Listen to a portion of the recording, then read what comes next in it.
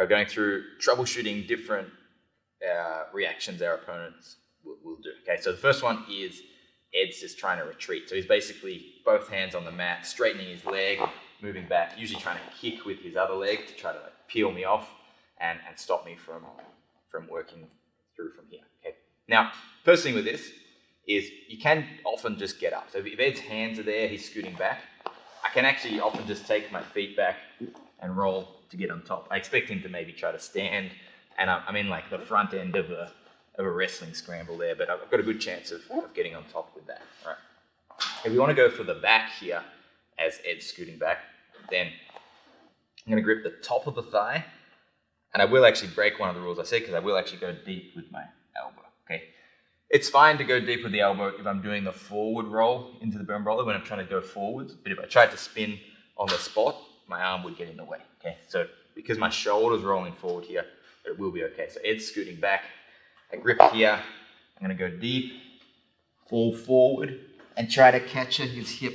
Okay, once I get that hook on the hip, now I'm following him much better. Okay, so then it's either gonna be the back or potentially to the hip here where I push the foot up. So again, either I get to the back, which is ideal, and then I can start to chase him through, or I end up arm in front of the hip here, like so. And we're now in like the stage where we can work to take the back. So as Ed retreats, I reach to the thigh, go deep with my arm, pull through, and I try to capture the far hip with my foot to try to stay attached. If I can reach the back, that's excellent. If Ed tries to scoot back from here, I'm now going to follow him with my back grip. So I'm in the last stage of the bolo, which we'll obviously cover in the next part. And if I miss that, I can grip the hip. If I can't get so deep, so I can't, usually if I can't hook his hip, then I can't reach his back. So scoot back a little bit. Okay, then I'm going to be pushing the foot up, gripping the hip, usually wedging my knee underneath to assist here. And then again, we're in a later stage, which this is probably getting more into the berimbolo specific things, which is not really the purpose of this series, but this lets me at least get deep enough that I can start to try to fight from crab ride.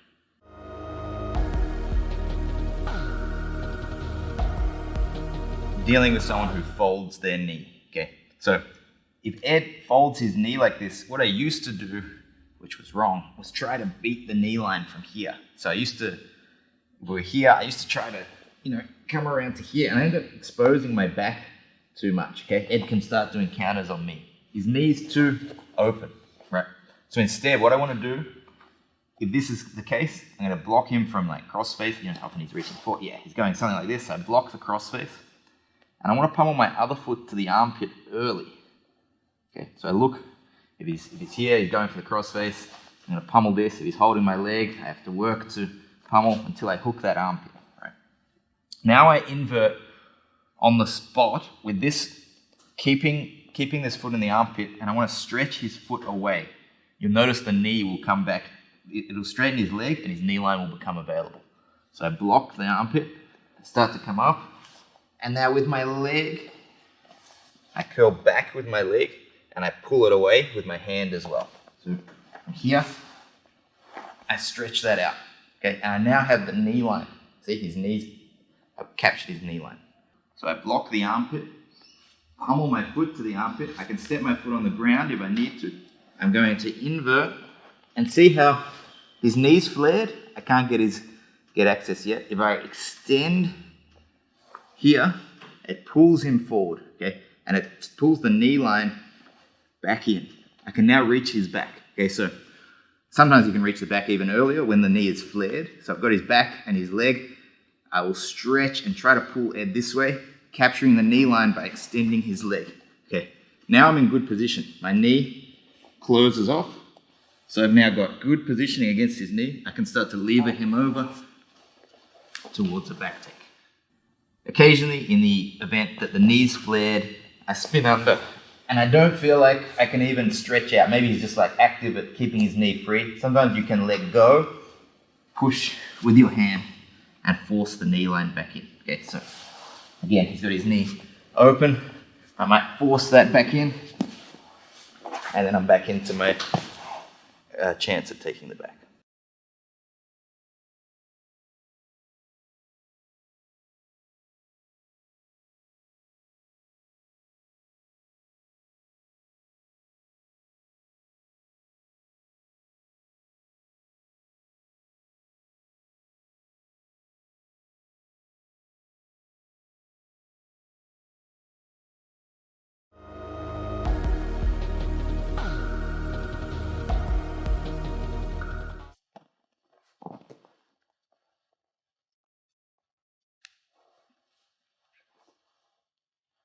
If Ed blocks my leg, okay, so he can block with either his left arm here or his right arm, okay, and it's slightly different how we will manage this. Let's do the left arm first. This is the most common. So from here, I want to invert on the spot. So I'm going to, obviously I can't, it's going to be very hard to pummel this back in. It's too hard to break that grip and get it in front if that's what he's focusing on. So I'm going to invert on the spot. So with my elbow, drop it underneath, I'm gripping the ankle, I spin, I fold this leg so I don't open it to give him a space to counterattack. And I want to get my head pretty much underneath and use my left foot to capture his elbow. Okay. Right at his elbow with the left foot, he now can't stop me pummeling my foot. Okay. You see, without that, I try to pummel, he just follows. When my left foot captures his elbow, I can pummel my foot and then go underneath the far armpit here. Again, it's holding that. I block, free, hook. Okay. Now that I've got the armpit, I can start looking to pull forward and capture the back. When I want to pummel, I don't just hook the foot just over the elbow here, because often if I break that grip, Ed can come back and block again. I want to go almost a little bit deeper. So it's like the side of my ankle captures the elbow and my foot almost hooks around the tricep. It's a little harder for him to circle out of that, and I have a bit more time to pummel in when that happens. Okay, so if I go here, I go a bit deeper. I'm extending, like kicking backwards, breaking and pummeling. Okay, it's also a stronger way to break the grip. If we go back, if it's just my foot here, hold on. It's like difficult to break. If I go a bit deeper, I can extend my whole leg into it, and I get a better break to hook.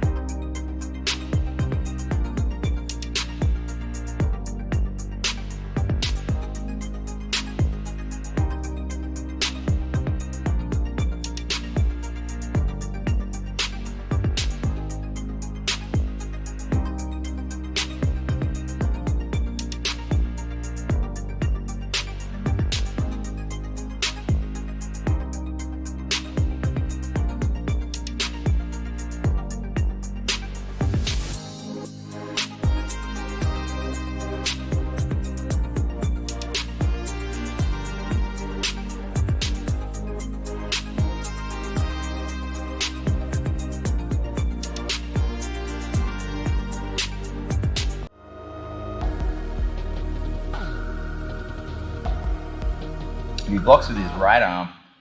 This one, I can just block with my right hand and try to pummel back in. So I start to invert, block, and then I just start to retract that. Okay, so if I block his tricep, he can't follow. I take this leg back, and I start looking for the hip, being careful not to shoot my knee too deep. And I can come through into the berimbolo position.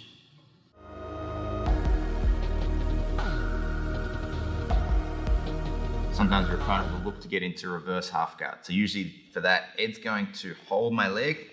He's going to try and get his right arm across body, okay, like this. And obviously bring his hips above my knee line. And he's in reverse half guard. All right. Occasionally you'll get people looking for a cross face too, which will show you a good counter to that as well.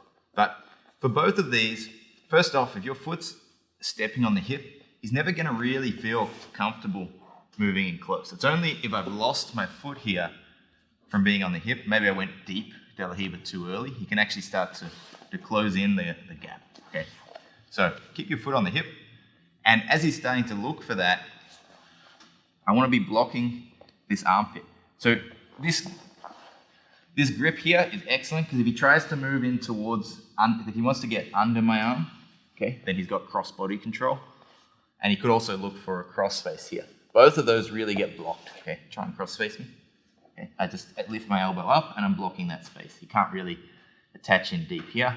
And if he tries to go under, I just block my elbow low. It always stays in front. So if I get this grip, I don't really have to worry about these very much. If he's looking, if let's say we're here, it's looking to go reverse half, so try and swing over the top. Cool. Then I can start to spin under. Usually, because he's holding that, I pummel my foot in front of the elbow, extend, get to the armpit, and we're good to go. If Ed's looking for the cross face, I'm blocking first. If you want, you can just tuck your head underneath the cross face. So if I have this, I just pummel my head under. He can't really, because I open my elbow out, he can't follow that very well. And I can roll through to continue for the back. Or you can start to attack the arm. Okay. So if I want here, I can change, capture the elbow. Make sure my knee is still free here. So I've got quite a shallow hook. If I do this if I do this from here, okay, this is a bit more dangerous for the pass. I'd be a bit more worried about going for this arm. But if my knee is free still and he's reaching for my head, I can capture the elbow, pulling it tight, so my forearm capturing the elbow and linking my hands together here. So now if Ed tries to pull his arm back, he can't. From there, we put our knee in front of the head. I now take my foot to the ground, lift up, and I start looking to attack the arm back. So you'll see, once I get my knee and shin in front of the head, Ed can't close the gap on me. I can put my foot to the mat to lift my hips up and over. I take my foot out, post on the mat, lift, and I start to either attack the straight arm hook here, like a prone armbar, or I can start to roll through and look for a regular armbar by spinning over the top.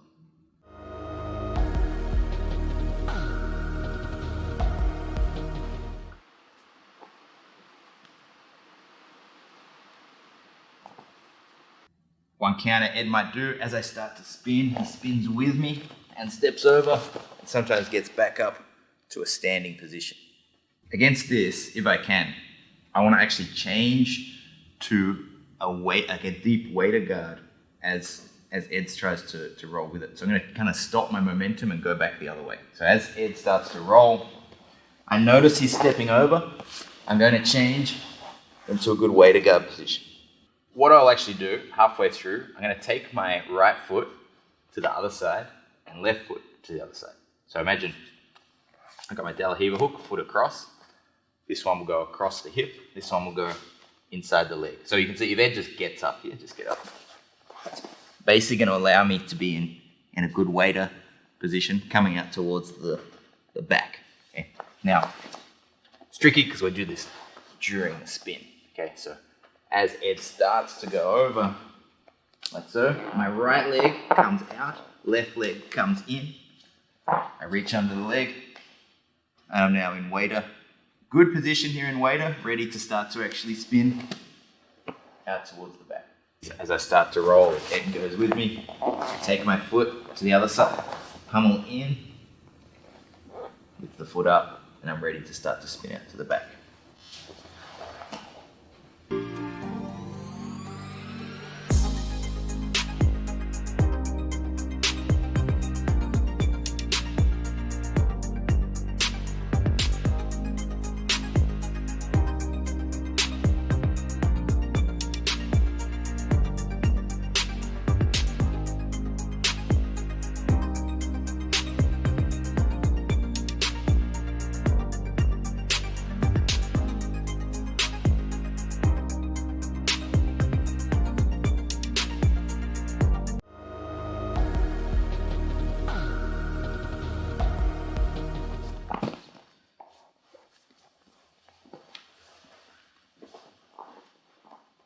So there was two ways that Ed could use some form of a counter bolo against me. One was if I put my knee too deep and he pushes in and he starts to take my back this way. And the other is if he manages to pummel underneath this leg with his right arm, where he can start to roll through for either leg drags or crab ride. Okay. So the first one's pretty easy. Just don't shoot your knee deep too early. Okay. We keep our knee on the near side, and we keep fighting for there, and you can't do those re-bolos. Right. Don't put your foot inside either. Okay. If you put your foot between the legs, so the foot dangling through here, then that tends to expose my back as well. So on my foot, hip or armpit, knee on the near side. The harder one to block is when Ed's trying to pummel inside this. Okay. So this is where anytime this hand is coming towards the inside, you should make that difficult by having your foot tucked. Okay. Once it's here, like you can't really do that now. It's going to be difficult because I'm like hooked. But when it's in the open, it's a risk. So I tend to have my foot tucked towards my butt and away, making that more difficult for Ed to take. Because once my foot's open, this is like hard for me to recover from. Right. As he's trying to pummel into that, anytime you notice that, you should block around the armpit. It's a little pummel here. I can use my left foot again and my right foot, but I can always try to pummel back in.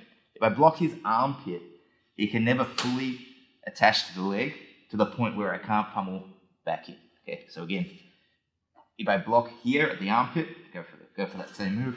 Okay, I can start working my foot back in and underneath. Once his armpits close the gap, so once he goes through and he's close with his deeper. Yeah, once he's here, this is going to be really bad. It's going to be hard for me to recover. But a little earlier than that, we're back here and I can block there. I've got a chance to pummel and get my foot back on the inside.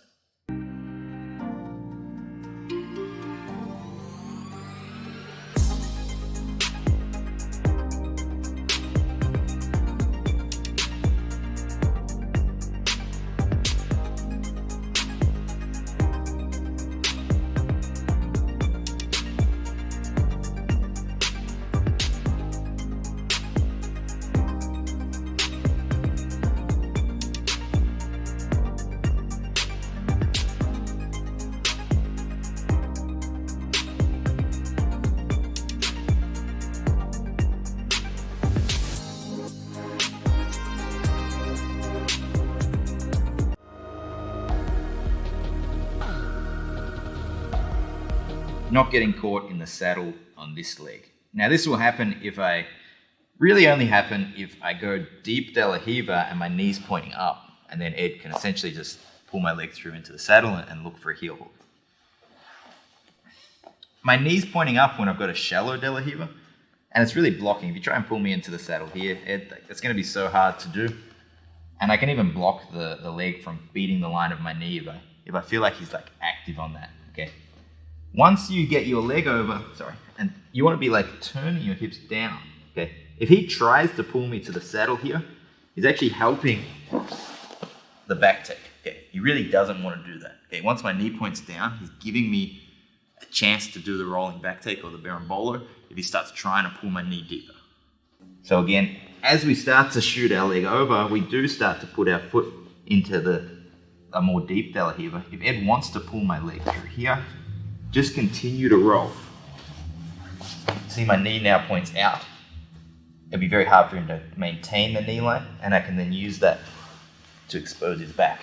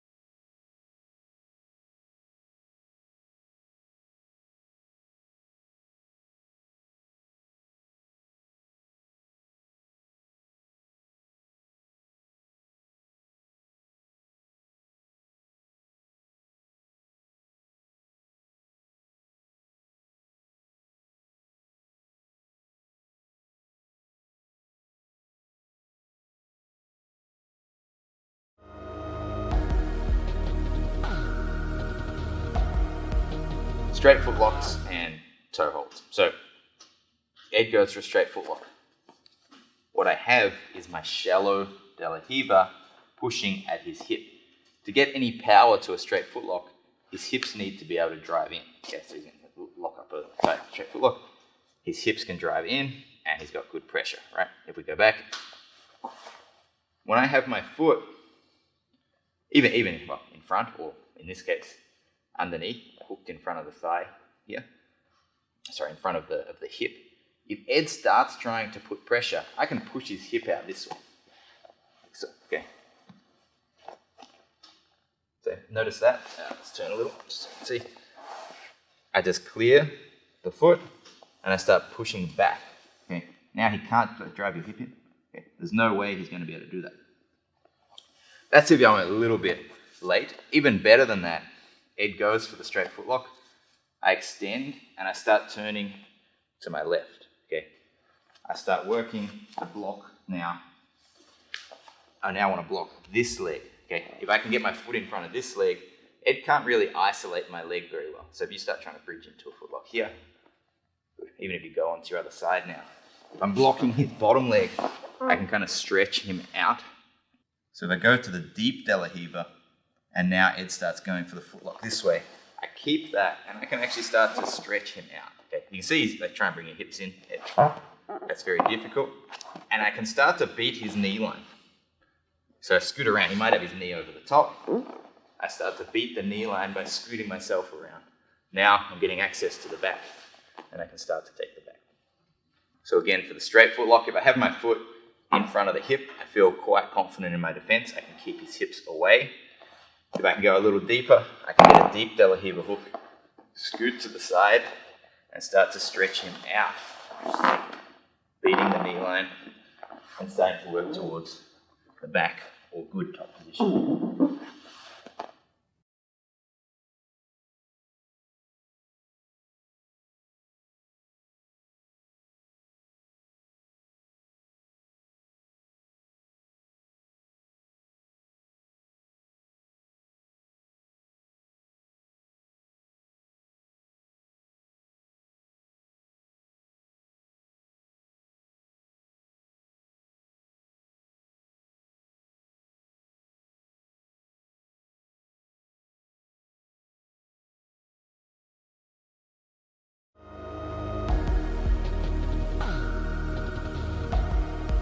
Now we'll look at the toe hold. Again, this knee line is going to be really important. If Ed can keep his knee in front of my hip, he can finish a toe hold. Okay. I can almost always beat that knee line though. I've got my De La Riva hook to push his hip away, and I got my hand to bring my hips over the top of the knee line. So if I can go from here, I start bringing my hip, I block the knee, I bring my hips up and over. I can roll through and I jam into this wedge position we'll see later, which will give me the berimbolo. So if he keeps on it now, I start to, don't keep your leg bent because you can get some pressure. I start to kick my leg straight. So look at his hands here, above his head. You don't have great power to finish now, do you? No. Whereas if he's back here, he could start putting pressure on my leg. Okay, so as you roll through against the toe hold like this, start to, at about this point, I start bringing my knee deep and high towards his head. All right, put pressure on that now, Ed. I straighten my leg, roll through, lever him up, and reach to his back. Once I'm on his back with a straight leg, there's really no chance that he's going to finish this. I step on the back of his knee and start pulling him in to take the back. So again, from the toe hold, I keep my De La Riva hook, I scoot and push. I'm going to bring my knee deep, extend my leg, and then from here, I'm going to use my leg to lever Ed over the top. Let's just turn a little. So you'll notice Ed has the grip. I got my leg straight. I reach to his back. And the only thing that could be an issue is if I went for the back and Ed move your hips to the other side of my hips, and I swing your legs over the top, yeah, and face down, and face down this way. Yeah, this could be bad. If that happened, I'd lose the back as well. So if Ed were to kick his legs over to the other side, face down, I could get some torque on that toe hold, okay? And I'd lose the back. So I'm here already. What I'm going to do is step on the back of his knee. Okay, now try and bring your hips over. Can't. I start to climb up connect the seatbelt while I'm still stepping on the knee. Once I got the seatbelt, I'm really confident now to start coming over the top and go for the back.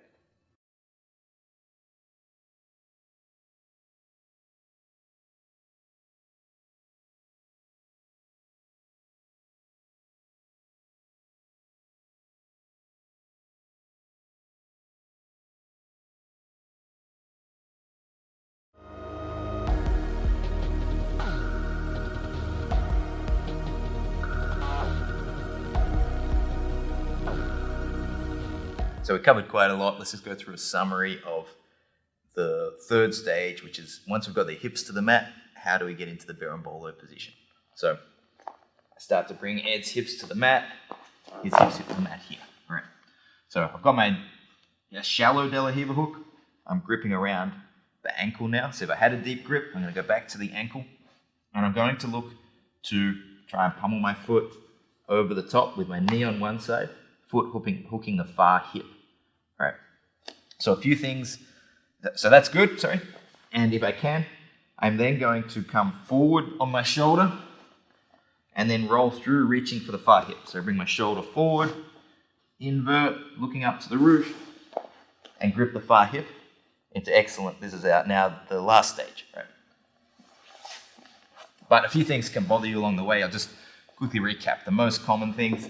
Often Ed is trying to cross face and get into reverse half guard. So my arms, one of the first things is my arm's going to block that arm, hand on the far scapula, elbow on the near side, and I'm going to bring my knee over the top, past the knee line from there, capturing the knee line, and then roll through. If I'm finding I'm blocked, if Ed's blocking my leg, which is extremely common, then from here, I'm usually going to invert on the spot. Okay, so from here, I'm going to look to come forward with my shoulder a little bit, elbow underneath my hips, and roll through. From there, it's a pummeling battle, usually hooking in front of the elbow here, extending, and pummeling behind the armpit. Okay, this same movement will apply if he's flared his knee out, and a few different scenarios. It's a very shallow De La Riva, focusing on hooking the armpit first, then starting to look to capture the knee line second, which is often by extending my leg, kept holding the ankle, extending my leg to take his knee inside, capturing the back, or if I miss that, to go to the hip and push up, okay, to push the leg up, cup over the hip, and work behind the knee line, where I can start working into the bolo position again.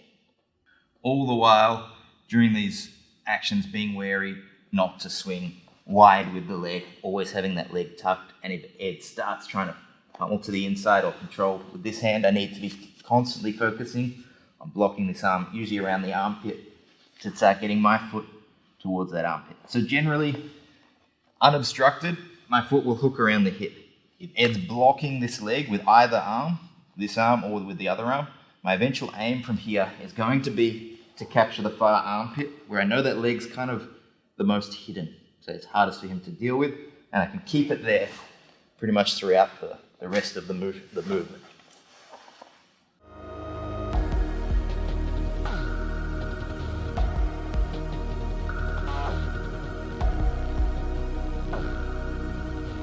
All right, we're now going through the final phase, so we want to take the back from the bolo, okay? What positions we work from? We're going to go through them. Three main scenarios. So Ed's up on his hands here, which is quite common. A lot of people will be up on their hands fighting like that. Sometimes people will lie down and try to kind of fight from here.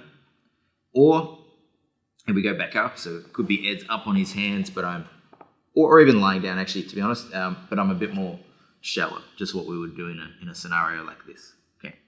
There is one other position throughout this De La Riva series where we could have ended up, which is where Ed was standing up. We already kind of covered how to look to take the back from here, but also in the reverse De La Riva section, we will end up in this kind of crab ride standing style position. So check that reverse De La Riva section for more details on that.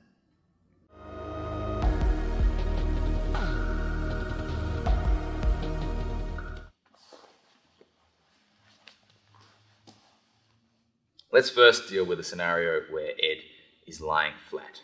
Okay, so Ed's going to lie down flat. And so often people do this when they're trying to like push your legs and block your legs climbing, okay? But we've managed to, during our bowler, get our leg in position, okay? So I've got my knee across, foot across the hip, and I roll through here, okay? Right, now, in a scenario where Ed's lying down, as I roll through, I will take my knee deeper, okay? So I'm gonna roll through, and I'll take my knee deeper here, like this, okay? So you can see, I get my knee pretty much across his chest, and my hip is gonna be wedged into Ed's hip here, like this. So I want this really tight here. One thing you can think about, almost like you're stepping under their armpit with your foot, okay? If you think about that, you'll probably have the right angle for this. My left leg wants to capture, so this one wants to capture Ed's knee line, okay? Like this, right? So I want to be, if I'm here, I want to go a little closer to the knee line.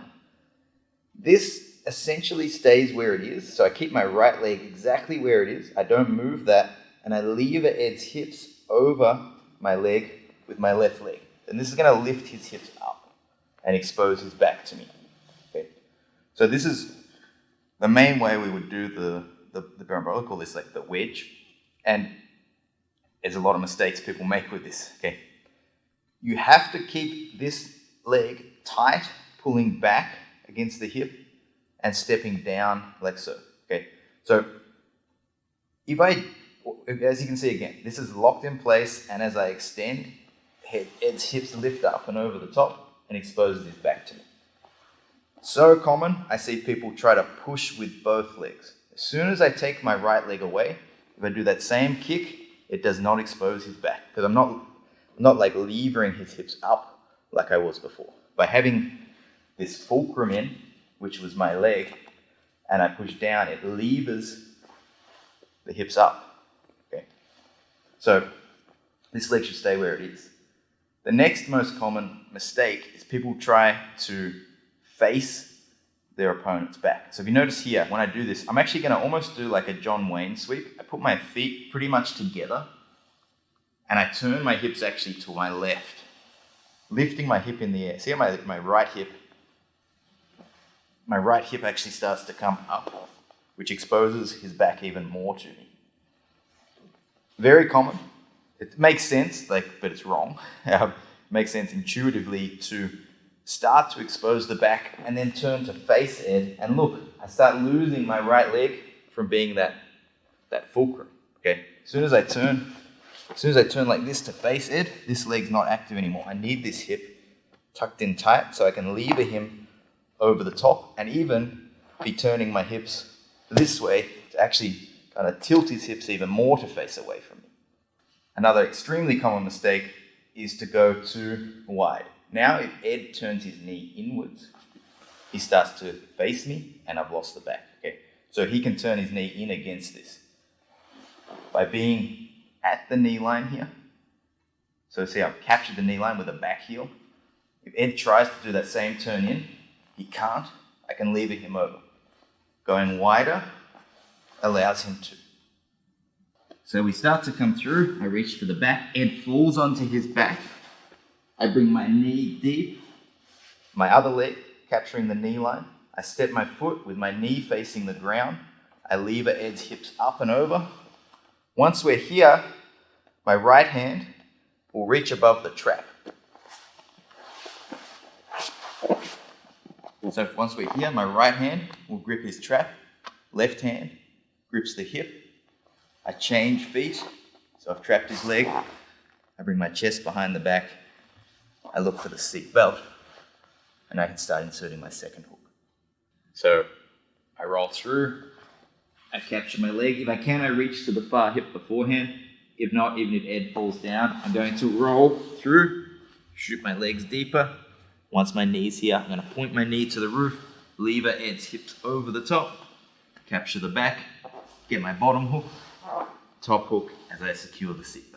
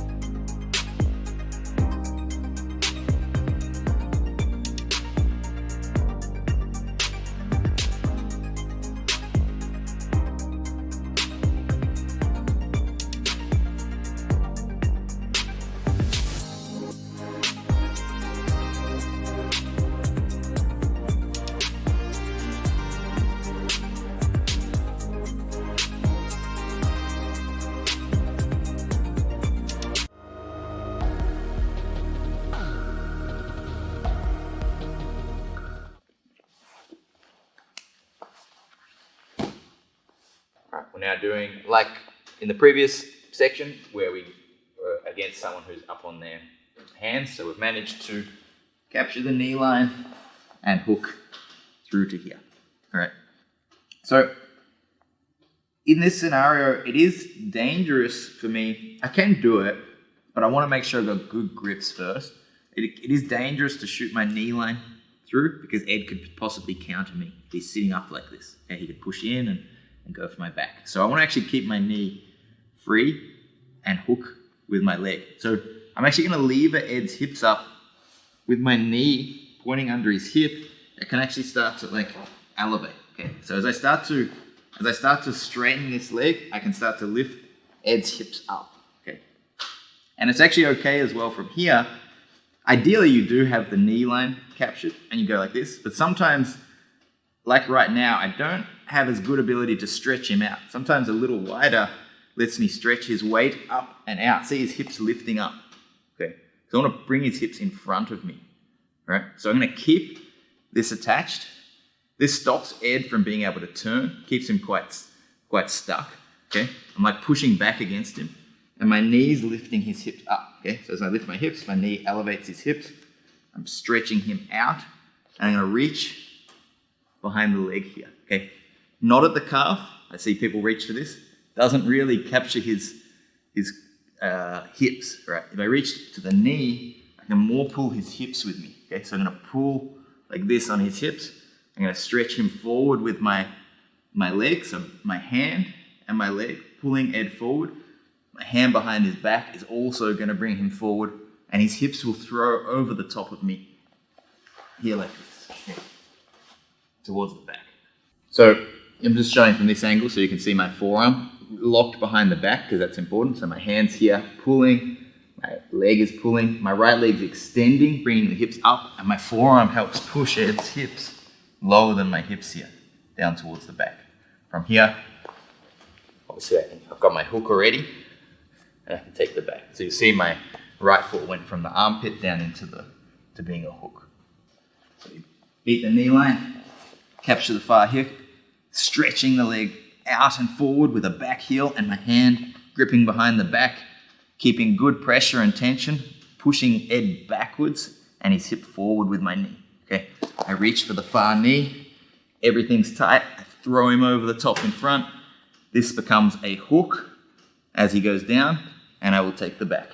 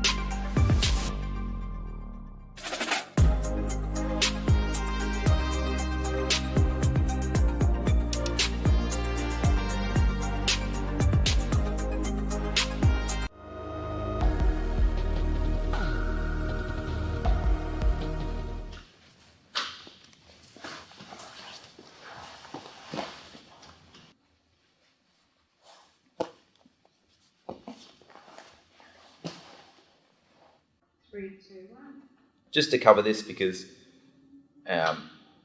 it could lead into crab ride. I'm not going to cover crab ride. It's not a full berimbolo series, although I'm going pretty deep into the somewhat linear berimbolo from getting the hips to the mat. But often we went for the back, we missed it, and the best we could get was the leg. This could be Ed was lying down, or it could be up on his hands like he is now. Okay, so I lie down. It could be that I've gone here, or it could be that he was up like he was before. Now, as I said before, we push the foot up so that we've got good ability to get a good overhook with this arm so that he can't back away too easy. And I usually put my leg behind, okay?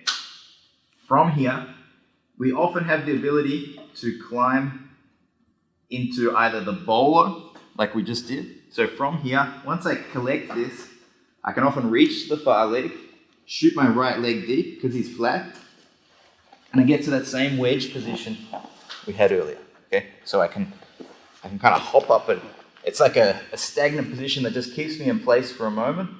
I grab the far leg, so my right leg, I'm kind of pinching, keeping me attached here. And I'm going to change to the far leg, lift up. I take my left foot to the knee line, right leg to the hip line, and I do this wedge to expose Ed's back. If Ed is sitting up, I do the same thing with my legs here. I reach to the far leg, and then I'm going to extend Ed towards me. So like by pushing my legs this way, it drags his hips closer. I can get back to taking the grip over the back. Okay, so I go around the back to the far hip. So again, Ed's scooting away. I can't reach his back, so I take this leg. I get my legs in position. I drag him in, capture the back, and then I can bring my leg up, foot in front of the far shoulder here, and we're in our position to start to take the back against him sit.